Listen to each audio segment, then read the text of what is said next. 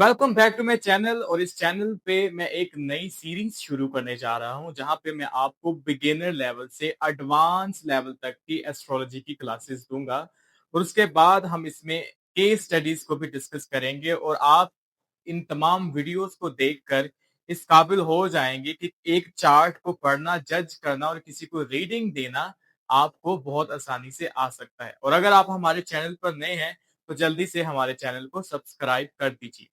ये हमारा एस्ट्रोलॉजी का प्रैक्टिकल एस्ट्रोलॉजी का पहला लेक्चर है, पहला लेसन है। तो इसमें हम ज़ोडिएक की बात करेंगे। हमारे पास 12 ज़ोडिएक साइन होते हैं जो डिफरेंट पर्सनैलिटी को डिस्क्राइब करते हैं।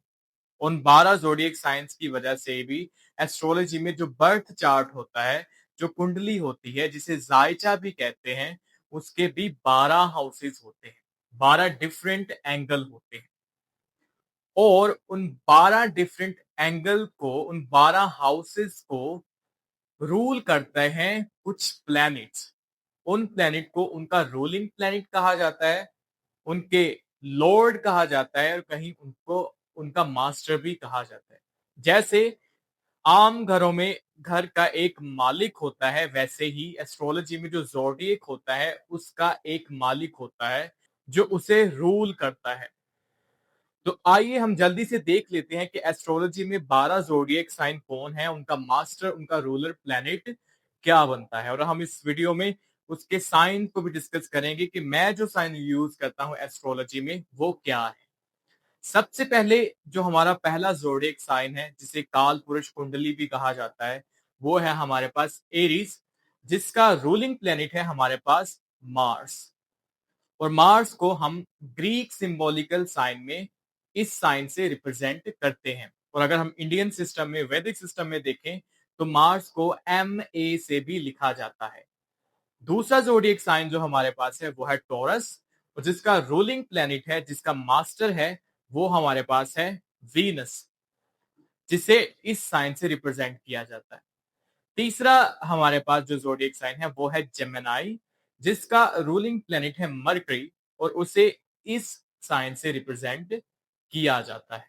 चौथा हमारे पास इसी तरह कैंसर, उसका रोलिंग प्लैनेट है मून, और उसे इस साइन से एक कुंडली में, एक बर्थ चार्ट में, एक होरोस्कोप में लिखा जाता है, रिप्रेजेंट किया जाता है।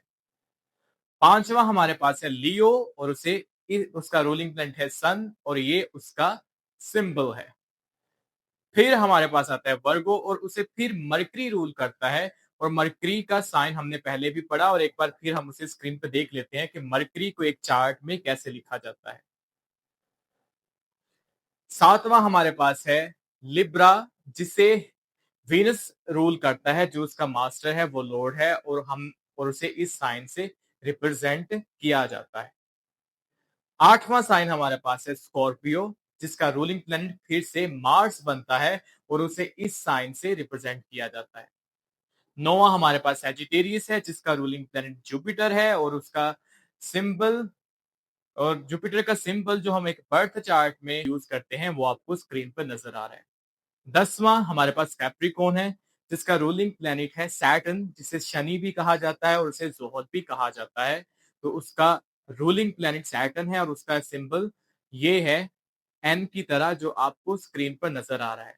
इसके बाद 11वां हमारे पास साइन आता है एक्वेरियस, और उसका सिंबल भी आपको स्क्रीन पर नजर आ रहा है। और आखिरी हमारे पास होता है पाइसिस, जिसका सिंबल भी आपको नजर आ रहा है। प्रैक्टिकल एस्ट्रोलॉजी को सीखने के लिए, या एस्ट्रोलॉजी जो मैं आपको सिखाऊंगा, आपको इनके तमाम सिंबल्स को याद करना जरूरी है, और इन जोडियक साइन की तरतीब को भी याद करना जरूरी है। जैसे कि नंबर 1 पे हमेशा एरीज आएगा, नंबर 2 पे वीनस, नंबर 3 पे मरकरी, नंबर 3 पे जेमिनाई, और सो ऑन पाइसिस। अब हम इसे एक विजुअल में देखते हैं कि एक कुंडली में ये कैसे होते हैं। स्क्रीन पर देखिए काल पुरुष कुंडली है, जो कि एरीज से शुरू होती है, और यहाँ पे हाउसेस को एंटी क्लॉकवाइज गिना जाता है। नंबर 1 पे एरीज, उसका अगला जो खाना है, अगला जो बॉक्स है, जिसे हाउस कहते हैं, वहां पे नंबर 2 लिखा हुआ है, तो वो टॉरस है। उससे आगे जहां पे नंबर 3 लिखा है वो जेमिनाई है।